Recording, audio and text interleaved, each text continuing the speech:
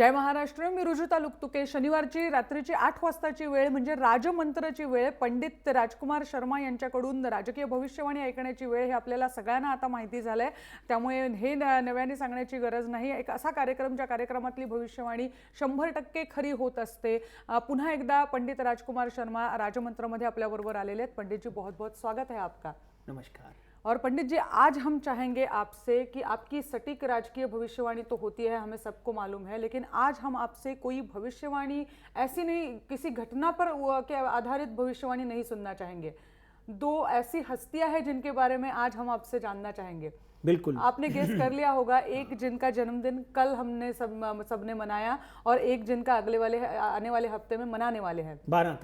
12 तारीख को बिल्कुल 12 तारीख को मनाने वाले हैं. लेकिन शुरुआत जो है एक ऐसी घटना के बारे में, क्योंकि सब लोग जानना चाहते हैं.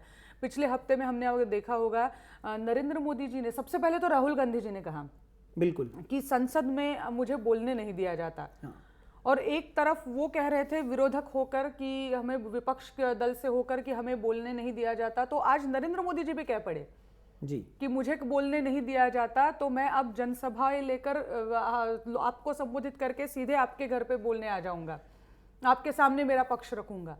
तो ये जो मुझे भी हंसी आ रही है एक्चुअली. अगर दोनों एक कह रहे हैं कि मुझे बोलने नहीं दिया जाता, तो कौन है जो उन्हें बोलने नहीं दिया जाता, दे रहा है इनफैक्ट संसद में. तो ये जो विपक्ष और सरकारी पक्ष में ये जो अनबन बनी हुई है, क्या ये ऐसे ही चलेगी? ये पूरा सेशन तो खत्म होने को आया. देखिए, सबसे पहले तो मैं एक बात का आपको जानकारी देना चाहता हूँ कि राहुल जी कह रहे हैं कि मुझे बोलने नहीं दिया जा रहा, और नरेंद्र मोदी हैं जो सदन में जाने को तैयार नहीं है.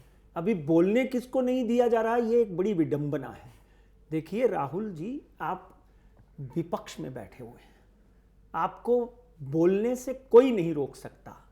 आप ऑलमोस्ट अध्यक्ष हैं. मिसेस सोनिया गांधी जो इस वक्त अध्यक्षा हैं, उनके सपुत्र हैं, गांधी फैमिली के चिराग हैं. आपको बोलने से कोई नहीं रोक सकता. आपको बोलना पड़ेगा, आज नहीं तो कल. मैं तो ये कहते आया हूं कि 17/4/2017 के बाद राहुल गांधी की कुंडली में ऐसी ग्रह दशा आएगी कि जो बोलने के समय वो गलतियां करते हैं वो बिल्कुल नहीं करेंगे, उल्टा हो जाएगा. नरेंद्र मोदी गलतियां करनी शुरू कर देंगे और राहुल गांधी गलतियां बंद कर देंगे. और ये अभी से दिखने को आ रहा है. कहीं ना कहीं कुछ मंच के भाषणों में श्री नरेंद्र मोदी जो हैं, कोई ना कोई ऐसी भाषा का उपयोग कर देते हैं जैसे कि मैं तो फकीर हूं, झोला पकड़ के चला जाऊंगा. ये देश आपके समर्पित किया हुआ है. इस 125 करोड़ लोगों ने आपके कंधे पर ये जिम्मेदारी सौंपी हुई है, और आपने ये खुद जिम्मेदारी अपने हाथ में ली हुई है जब आपने आरएसएस का झंडा हाथ में लिया था. नमस्ते सदा वत्सले मातृभूमि. उस वक्त से तो झोला पकड़कर जाने की ज़रूरत नहीं है. नरेंद्र मोदी साहब को भी और राहुल जी को चुप रहने की ज़रूरत नहीं है, क्योंकि ये देश, जनता, लोग इंसाफ मांगते हैं. यहाँ पर ज्योतिष का शो है, ये एस्ट्रोलॉजी के 9 ग्रहों पर आधारित शो है. इसलिए एक बात ध्यान से सुन लीजिए मित्रों, नरेंद्र मोदी की वृश्चिक राशि है. नरेंद्र मोदी की वृश्चिक राशि है जिसके ऊपर 7.5 लगी हुई है. राहुल गांधी की धनु राशि है जिसके ऊपर 7.5 लगी हुई है.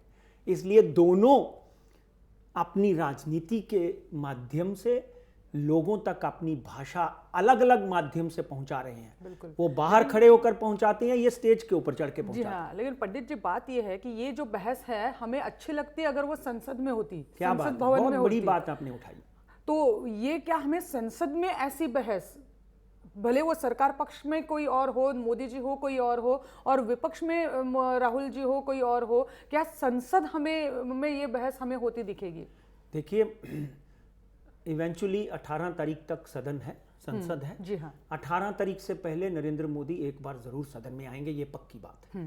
दूसरी बात ये है कि वो अपनी भाषा और अपनी बातों को किस तरह लोगों के सामने रख पाते हैं, इसके ऊपर मुझे शंका है. क्योंकि नरेंद्र मोदी साहब की कुंडली में इस वक्त अगर हम देखें तो चंद्रमा की महादशा चल रही है, और कहीं ना कहीं मंगल की राशि में जब भी चंद्रमा बैठा होता है, क्योंकि वृश्चिक राशि है, कहीं ना कहीं आदमी कुछ ना कुछ गलती जरूर करता है। अभी ये डिमोनेटाइजेशन की गलती है या नहीं है, ये तो आगे आने वाले दिनों में पता चलेगा। मगर राहुल गांधी की जब हम कुंडली का अध्ययन करते हैं तो कहीं ना कहीं 17/1/2017 तक चंद्रमा की महादशा खत्म और मंगल की महादशा शुरू, और कहीं ना कहीं वातावरण राहुल गांधी की कुंडली में पॉजिटिव होता हुआ दिखाई देता है। माहौल कांग्रेस की तरफ झुकता हुआ दिखाई देता है। उत्तर प्रदेश की और पंजाब की और गोवा की प्रेडिक्शन भी हम करेंगे, मगर कहीं ना कहीं ये दो बड़े नेता यहाँ पर इस वक्त भी मैं ये कहूँगा कि अगर बोलने की बात करें, बुद्धि बुद्धम प्रदाताराम होम वंश प्रवर्धनम, माननीय नरेंद्र मोदी का बुद्ध अगर हम देखें तो डेफिनेटली इतना स्ट्रांग है कि वो अपनी भाषा से अच्छे को भी बुरा, बुरे को भी अच्छा साबित कर सकते हैं। और ये आपने देखा हुआ है, उनकी भाषा में धारा प्रवाह हिंदी, शुद्ध हिंदी, और लोगों की मन की बात करने वाला एक प्राइम मिनिस्टर अगर देश को मिला है तो वो हमारे वर्तमान प्रधानमंत्री श्री नरेंद्र मोदी है। मगर नरेंद्र मोदी जी ने आज आप ही के कलर का कुछ कुर्ता पहना हुआ था, कुर्ता नहीं कोट पहना हुआ था, जब आज वो उन्होंने सभा को भाषण कर रहे थे। वो उनकी स्पेशल गढ़वा की एक ड्रेस है। हाँ। मगर डेफिनेटली ये भी भगवा है। तो भारतीय जनता पार्टी का भी भगवा कलर कह लीजिए, आरएसएस का भी, शिवसेना का भी, मगर हिंदू धर्म का भी, साथ में कहीं ना कहीं ग्रहों की रचना भी इस तरह की हुई है। मगर कहीं ना कहीं राहुल जी की कुंडली का जब हम अध्ययन करते हैं वो प्रबल होते हुए दिखाई देंगे। जो उनकी भाषा बोलते समय जो गलतियां करते थे, दूध का दूध या पानी का पानी या छोटी मोटी गलतियां करते हैं, वो हर आदमी से होती हैं। कहीं ना कहीं उनसे वो गलतियां कम होने लगेंगी। आज पहली बार राजीव गांधी एक बात बोले कि अगर मुझे संसद में बोलने दिया जाए तो मैं भूकंप खड़ा कर दूंगा। जी हाँ। लोगों को अचंभा हुआ, आश्चर्य हुआ। मगर मित्रों, ग्रह दशा अपनी चाल चलती है और ग्रह दशा राहुल गांधी की तरफ मुड़ती हुई दिखाई देती है। 17/4/2017 के बाद राहुल गांधी को आप इसी तरह बोलते हुए देखेंगे, मंचों पर, संसद में, और लोगों के साथ जुड़ते हुए देखेंगे। एक समय था जैसे मिसिस इंदिरा गांधी को लोग गूंगी गुड़िया कहते थे, राहुल जी के भी बहुत से नाम रखे गए हैं, उपनाम रखे गए हैं। मोदी जी के भी बहुत से नाम रखे गए थे 2014 में, हिटलर है, मुसोलिनी है। मगर मित्रों, ग्रह दशा अपनी चाल चलती है। वातावरण जब आपकी तरफ अच्छा होता है, ग्रह जब आपकी तरफ अच्छे होते हैं तो रंक राजा बन जाता है, और जब बुरे होते हैं तो राजा रंक बन जाता है। बड़े बड़े प्राइम मिनिस्टर जेल के पीछे चले जाते हैं। इंदिरा गांधी जैसी बड़ी शख्सियत इमरजेंसी के दौरान अंदर चली जाती हैं। इसलिए ग्रह दशा के साथ जरूर लड़ना नहीं। अति आत्मविश्वास मोदी जी हो, राहुल जी हो, सोनिया गांधी हो, उनके लिए क्षति पहुंचा सकता है। पंडित जी, राहुल गांधी जी के उनकी कुंडली के बारे में तो आपने विस्तार से बात की। मैंने ऐसे सुना है कि अगर मेरी कुंडली समझो आपको मैं दिखाऊं तो आप मेरे माता पिता की कुंडली देखकर भी मेरी कुंडली का अंदाजा लगा सकते हो जी। तो राहुल गांधी जी के कुंडली की भी तो आपने बात कर ली, तो क्या उसका उनसे आप सोनिया गांधी जी की कुंडली का कुछ असर बता सकते हो? नहीं। क्योंकि कल तो हमने जन्मदिन मनाया है उनका, सब भारतवर्ष ने मनाया है, कांग्रेस ने मनाया है, तो उनके लिए ये नया साल, उनके जीवन का नया साल कैसा बीतने वाला है? देखिए, इसमें राहुल की कुंडली से सोनिया जी की कुंडली की तरफ जाने की भी ज़रूरत नहीं है, क्योंकि हमारे पास उनका सही जन्म तारीख और सही समय और देश परिस्थिति सब लिखा हुआ है। सोनिया गांधी का जन्म 9/12/1946, 9/12/1946 को तुरिन, इटली के एक छोटे से गांव, पहाड़ी एरिया में तुरिन में हुआ। उनकी मिथुन राशि है, साथ में कर्क लगन है। मित्रों, इंदिरा जी का भी कर्क लगन था, पंडित जवाहरलाल नेहरू का भी कर्क लगन। कर्क लगन के बड़े बड़े नेता होते हैं, रेस्टलेस रहते हैं। आप देखेंगे कभी भी सोनिया गांधी जी का चेहरा, हमेशा आप उनकी आंखों को टिमटिमाते देखेंगे, रेस्टलेसनेस रहती है उनमें। मगर वो किसी ना किसी तरह, किसी उद्देश्य के लिए रहती है, किसी अपनी, क्या ये महत्वाकांक्षा है? महत्वाकांक्षा है। रेस्टलेसनेस जो है वो, देखिए, भय भिन्न प्रीत ना होए। पहले सबसे तो सोनिया जी को wish very happy birthday from Rajmantra की टीम्स की तरफ से, हमारे जय महाराष्ट्र की पूरी टीम की तरफ से आपको बहुत बहुत दीर्घायु भव, शुभम करोति कल्याणम, आरोग्यम, सुख संपदा। आपने कांग्रेस को जिस तरह पुनर्गठित किया, जिस तरह कांग्रेस को एक नया चेहरा दिया राजीव जी की मृत्यु 1991 होने के बाद, ये एक डेफिनेटली स्मरणीय और प्रशंसनीय है। देश को वापस गठित किया, पार्टी को वापस गठित किया, लोगों के बीच अपनी पैठ बनाई। इसलिए हमारे देश की पुत्र वधू को सबसे पहले बधाई देता हूं मैं। और कर्क लगन शनि उनकी लगन में बैठा हुआ है। और मित्रों, वो पति के घर को देखता है। गुरु की महादशा में उनकी शादी राजीव गांधी से हुई। उसके बाद में राजीव जी बहुत देर फ्लाई करते रहे। मिसिस इंदिरा गांधी की मृत्यु के बाद उनको राजनीति में विवशता से कदम रखना पड़ा। मगर कहते हैं तैयार नहीं थी पहले, वो पहले नहीं थे तैयार। बिल्कुल। मगर सोनिया जी उनसे भी ज़्यादा संकुचित थी कि आप राजनीति में मत जाइए। मगर कहते हैं भाग्य अपनी चाल चलता है, अपनी कदम चलता है। कहीं ना कहीं आप जो नहीं करना चाहते हैं वो हो जाता है, और जो करना चाहते हैं वो नहीं होता है। इसी तरह सोनिया गांधी की कुंडली का जब हम अध्ययन करते हैं तो उन्होंने ना चाहते हुए भी, राजीव गांधी ने राजनीति ज्वाइन की, देश के पंत प्रधान बने। और सोनिया जी पंत प्रधान की सौभाग्यवती पत्नी बनी। और कहीं ना कहीं दुर्भाग्य ने ऐसी चोट पहुंचाई कि 1991, ऐसा समझ लीजिए कि शनि की महादशा खत्म होते होते उनकी कुंडली में राजीव गांधी जो है उनकी मृत्यु हो गई, वो शहीद हो गए। देश के लिए उनकी जान जो है न्यौछावर हो गई। उन्होंने वापस 1991 के बाद 3-4 साल के मौन के बाद अपना मौन व्रत तोड़ा, ऐसा समझ लीजिए, और कांग्रेस को पुनर्गठित किया और कांग्रेस को वापस सत्ता पर लाई। 2003 में मनमोहन सिंह, 2009 तक वापस 2004 में मनमोहन सिंह, 2009 में फिर मनमोहन सिंह। सत्ता पर आने के बाद में देश में बड़े बड़े कार्य किए, मगर अपनी सेहत, अपनी तबीयत को ध्यान नहीं दिया। 2009 में इस तरह का वातावरण बना कि प्रधानमंत्री का पद छोड़कर उन्होंने देश की सेवा में समर्पण करना ज़्यादा ज़रूरी समझा। मित्रों, इसलिए मैं इस स्त्री को प्रणाम करता हूं और सलाम करता हूं जिन्होंने इस अपने देश के लिए, अपने पति की कुर्बानी के लिए, अपनी सास की कुर्बानी के लिए सब कुछ छोड़ दिया, अपना सुख छोड़ दिया, अपनी चैन छोड़ दी, वापस पुनर्गठित होकर देश में सत्ता में कामयाब हुई। 2014 में पराभूत हुई। आज के दिन अगर हम उनकी कुंडली का अध्ययन करते हैं तो बुध की महादशा उनकी लगी हुई है। कहीं ना कहीं सोनिया गांधी जी से मेरा एक ही अनुरोध है कि ये जो ईसोफेगस है, आज तक 3-4 बार उनको समस्याओं का सामना करना पड़ा। अपनी सेहत का विशेष ध्यान रखें। विशेषतर 2017 में 18 अप्रैल 2017 से लेकर 18 दिसंबर 2017 तक उनको अपनी सेहत का विशेष ध्यान रखना पड़ेगा। हो सकता है छोटा मोटा कोई लेज़र ऑपरेशन भी उनके लिए उनको हो जाए। और कहीं ना कहीं वातावरण जो है सेहत को लेकर थोड़ा सा चिंतित रहना पड़ेगा उनको। अदरवाइज 2019 के इलेक्शन में पॉसिबल है कि सोनिया गांधी अपने पुत्र राहुल गांधी को अगले ही साल अध्यक्ष बनाने के बाद में सत्ता में फिर कामयाब हो जाएं। एक गठबंधन सरकार बनेगी जिसमें मेरे 2 प्रधानमंत्री के कैंडिडेट हैं, एक राजीव गांधी और एक नीतीश कुमार। मगर तीसरा एक बहुत इंपॉर्टेंट पार्ट, आप मुझे बाहर पूछ रही थी कि सोनिया जी की कुंडली में पंचम भाव का कुछ पूछ रही थी। एक्चुअली बिल्कुल पूछ रही थी कि उनके संतान के लिए आने वाले साल कैसे रहेंगे। राहुल के बारे में तो हमने बात की, प्रियंका गांधी क्या एक्टिव होती हुई दिखती है राजनीति में?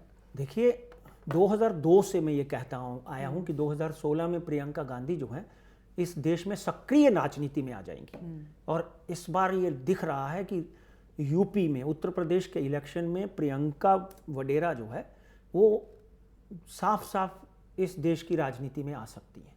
मित्रों, ये सलाह नहीं है, ये एक ज्योतिषीय गणना है कि अगर कांग्रेस और सोनिया गांधी सब जन मिलकर प्रियंका को 2019 का प्राइम मिनिस्टर कैंडिडेट घोषित कर देते हैं और राहुल गांधी को अध्यक्ष बना देते हैं, तो इस बात में कोई दो राय नहीं कि कांग्रेस की सीटों में कम से कम 50% इजाफा आएगा।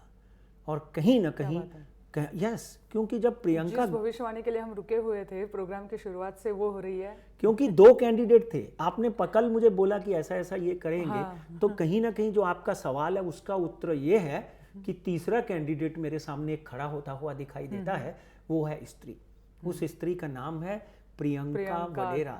मित्रों, एक बात ध्यान से सुन लीजिए कि प्रियंका वडेरा में इस देश के लोग इंदिरा गांधी देखते हैं। उनकी चाल में, उनकी साड़ी के स्टाइल में, उनकी बातों में, उनकी हेयर स्टाइल में कहीं ना कहीं लोगों को श्रीमती इंदिरा गांधी नज़र आती हैं। और कहीं ना कहीं अगर ये मेरी सलाह सोनिया जी तक या कांग्रेस के वरिष्ठ नेताओं तक पहुंचती है तो डेफिनेटली इसके ऊपर आप गौर कर सकते हैं। और इस बात में कोई दो राय नहीं कि चाणक्य ने चंद्रगुप्त को झोपड़ी से उठाकर एक चक्रवर्ती सम्राट बना दिया था।